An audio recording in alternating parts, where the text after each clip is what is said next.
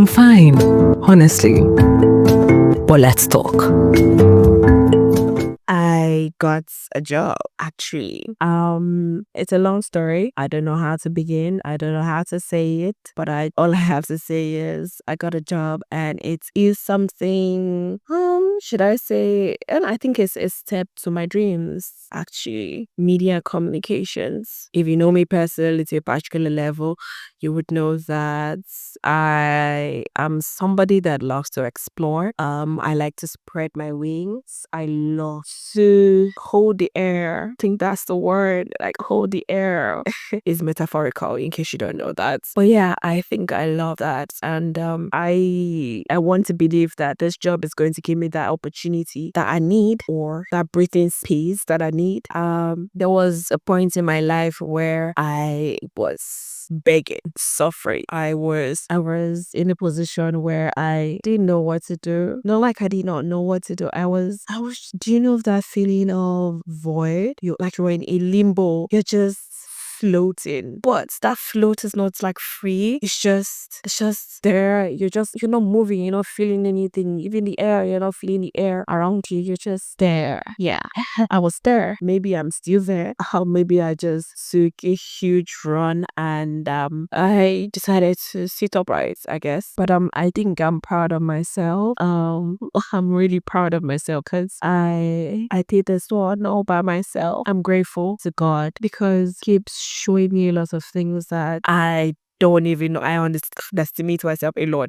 I really do that a lot of time. But sometimes I just keep shocking myself. I can remember 3 years ago, or 2 years ago, I can't remember that specific time. But I told myself I want to heal for a lot of things. Heal from family trauma, from broken family lineage, from life itself, from narrative, change my own whole perspective and understand myself better. I made that decision some years ago, and yeah, I wanted to see a therapist. I was broke as fuck. I was so broke, like really, really broke. I couldn't even afford a meal for myself. Yes, that was how it was. But yeah, I didn't know what to do, and I put myself up one day and I told myself, you know what, let's get a job. Okay, first of all, to get a job you have to volunteer, and then the rest of that. All this while my head was, oh, you have to get a job, but okay, if it's a volunteer work, no problem. And I came across this foundation for mental health, and they were seeking a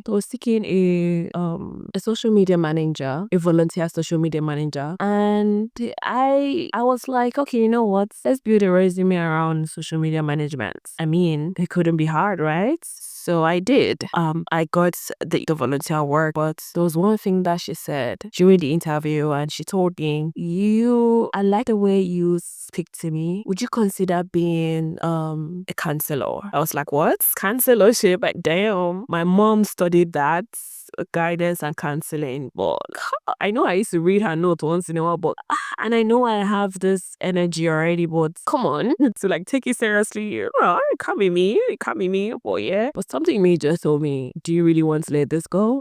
I took it. Yeah, I took it. I took the volunteer work. Yes, you guys, I took it, but I didn't know that was when it's going to all change. Mind you, I was still in this journey of self-discovery and balancing my mental health, healing, and the rest of that. I didn't know what to do. I was still researching because I could not afford a therapist. So I was just doing research, Bible. I was reading my Bible. I even had to dug up old Bibles. Oh God, it's so funny, but yeah, I had to incline myself with spirituality more and the rest of that. And I began training because they had to undergo a training for you to become a trained counselor. So I began training, began studying, and studying this changed my whole life because, that gave me an opportunity to get materials that was strictly for counselors. So it gave me access to those materials, and I read them. You guys, it changed my life. Not like it changed my life entirely, but you know how you unlock a particular scent, a particular knowledge, and it's beautiful. Like, you begin to understand yourself more. You begin to tell yourself, is this why I feel this way? And that's how I became a devil's advocate. In case you don't know the meaning of it, being a devil's advocate means putting yourself in another person's person's shoe, feeling what they're feeling, knowing why they did this and why they reacted this way. That's when I realized a lot of things. That majority of times, a lot of times, the reason why people blow up is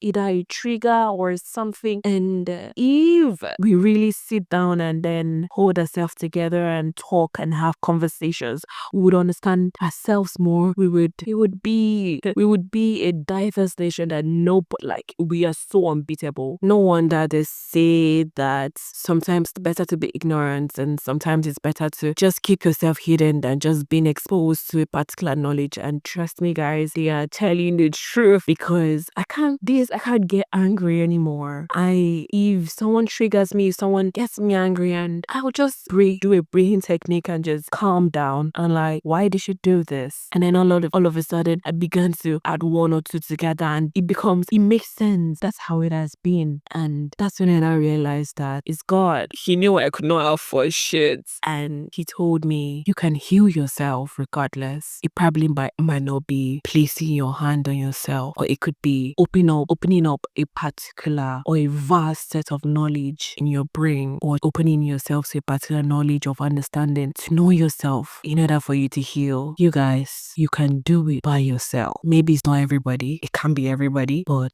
you can do it yourself. You can heal yourself. And sometimes it doesn't really have to do with going to church or all that stuff, but sometimes it just has to do with pushing yourself to a particular limit you thought you did never ever do. I've never been myself, and I'm more calm, I'm more in tune, I'm more guided, I'm more understanding, and I'm not healed. Healing is not a one-time thing, in case you never knew. Healing is a road trip that never ends, and I'm willing to be patient. I'm willing to open up. I'm willing to do a lot of things. I mean, it's still very hard for me to trust anybody. Well, I guess the journey of 1,000 miles begins with just one step, and I did that, and I think I'm going somewhere. I think I would be in that position again where I can let people in. It's beautiful. And I'll say it again, if it's not everybody that I would be speaking to, and that's okay. But if I am speaking to you, yes, you specifically, I would love that you save this podcast so that you can always come back again. And don't share because this is my little space. Don't share this podcast and just keep it to yourself. I will see you in the next one.